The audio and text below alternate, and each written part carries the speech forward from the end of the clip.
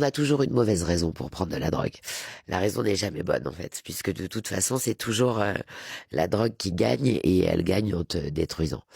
Et donc je vis une période terrible où je tombe là-dedans. Moi je suis quelqu'un qui boit pas d'alcool, je travaillais au bain, j'ai jamais touché à rien. Ouais. Et à l'âge de 33 ans, parce que mon couple bat de l'aile, parce que je ne comprends plus ce qui se passe, euh, T'as besoin d'une béquille. ouais, Une et béquille. faute de béquille, je trouve une épée Ouais. parce que en fait, c'est beaucoup trop fort et je suis pas adapté pour ça. Et en fait, ouais, je lâche la rampe. T'as fait un malaise, quoi. T'as fait Je un perds tout, blackout. je perds tout. J'étais en train de divorcer, je perds ma boîte de prod et je finis en hôpital psychiatrique, enfin en HP. Ouais. Parce que très vite, je me rends compte, il y a beaucoup de gens que je fréquentais qui étaient dans le déni. C'est-à-dire que c'est une drogue très sociable. C'est pas comme l'héroïne où tu vois, tu fais un shoot et tu peux plus parler. La cocaïne, c'est un poison parce que tu peux très bien être dans une soirée, avoir l'air normal, Ouais. avoir une vie sociale et t'as l'impression que t'es pas dépendant.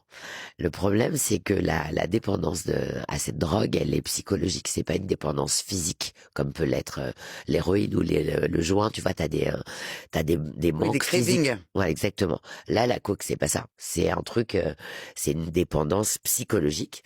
Et donc, j'avais plein d'amis qui me disaient, mais moi, je suis pas accro, je suis pas accro. Donc, je pensais que je l'étais pas non plus.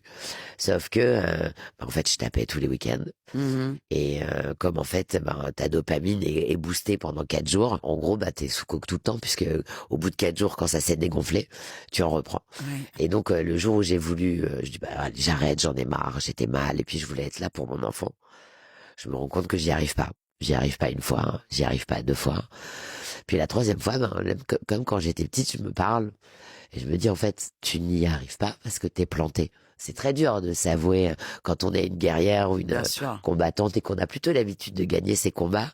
Tout à coup, t'es face à quelque chose de beaucoup plus fort que toi et qui se bat pas avec les mêmes armes. Et donc, j'ai décidé de me faire interner pour me sevrer. T'as décidé toi. Ouais, C'est quand même fortiche, hein. C'est ouais, c'est pas hyper rien. fortiche parce qu'en général, on t'aiguille. C'est exactement. J'ai pas été interné de force, rien du tout. Et ça a été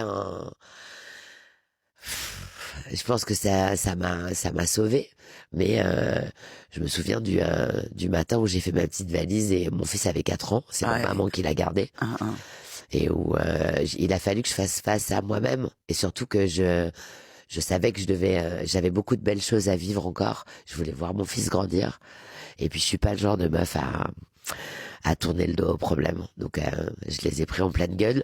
Je pensais rester 15 jours. Ils m'ont gardé 4 mois. Ouais. Et j'ai été soigné par William Lowenstein, qui Et avait le best, non? the Enfin, best of the best. Et il m'a soigné sans médicaments. Donc c'est pour ça que ça a été si incroyable. long. Sans Ouais. médicaments. Et c'est une de mes plus grandes fiertés.